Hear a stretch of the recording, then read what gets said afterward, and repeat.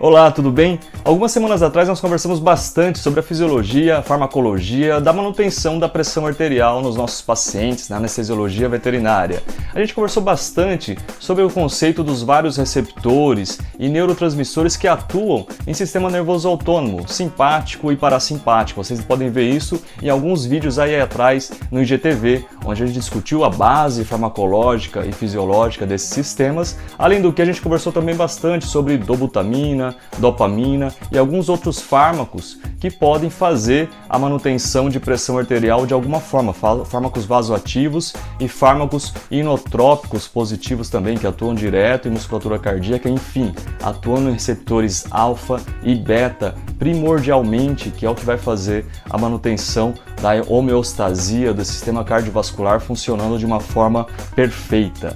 A gente sabe que a pressão arterial, então, é o resultado da multiplicação da resistência vascular periférica e o débito cardíaco. A gente sabe desses conceitos e, em algumas situações, quando a gente tem o nosso paciente anestesiado ou sob influência de algumas situações patológicas, como é o caso da sepse, por exemplo, paciente séptico, a gente tem um déficit na manutenção dessa pressão arterial, a gente não consegue fazer, esse paciente não consegue manter essa pressão a níveis adequados, né? Então a gente tem que abrir mão e fazer uso de alguns fármacos, conhecendo muito bem essa farmacologia e fisiologia do sistema nervoso autônomo, desses fármacos que vão atuar nesses receptores, fazendo essa manutenção da homeostasia e da pressão arterial desse meu paciente.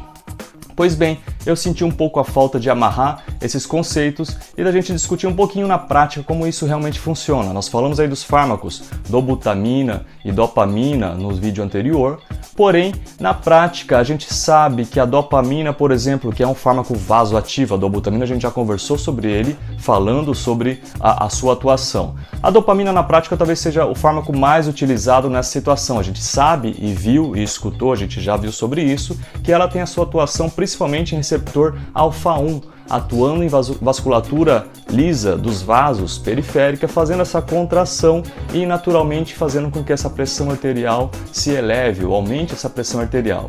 Esse é o resultado, essa vasodilatação é o resultado principalmente de alguns fármacos que a gente usa durante a anestesia, que alguns pacientes pode causar essa maior vasodilatação e a diminuição dessa pressão arterial. Também é consequência da situação do choque séptico nesses pacientes sépticos, tá bem? Então, a dopamina é um fármaco sim de eleição para fazer uso nessas situações, porém, ela nem sempre é muito efetiva. Alguns trabalhos, algumas teses e alguns trabalhos científicos ultimamente mostraram que a dopamina atua ou vai ter uma solução em mais ou menos 40% a 60% dos casos em que ela é utilizada, ela vai fazer esse controle da pressão arterial.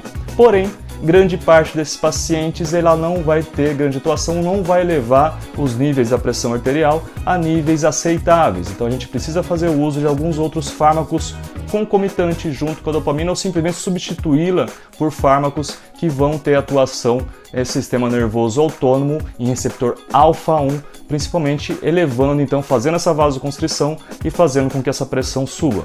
Esses fármacos podem ser norepinefrina e efedrina, talvez sejam os dois fármacos mais utilizados nessa situação. Tá bem? A efedrina tem um efeito bastante fugaz, pode ser utilizado em bolos ou em infusão contínua, e a norepinefrina é um fármaco que deve ser utilizado de uma maneira muito mais restrita, muito mais ajustada em infusão contínua. São fármacos que em doses usuais vão ter atuação principalmente em receptor alfa-1, também podendo ter um pouco de atuação em receptor beta-1, então aumentando o cronotropismo e a força de contração do coração, mas o meu objetivo principal quando se faz uso desses fármacos é a atuação então em receptor alfa-1, fazendo essa vasoconstrição nesse paciente que teve uma vasodilatação prévia por algum motivo, ou pelos fármacos durante a anestesia, ou pela situação de sepse, e aí então eu vou ter o controle da pressão arterial. Então talvez esses dois fármacos, e talvez principalmente a norepinefrina, seja o fármaco de eleição quando eu quero fazer esse controle de pressão arterial.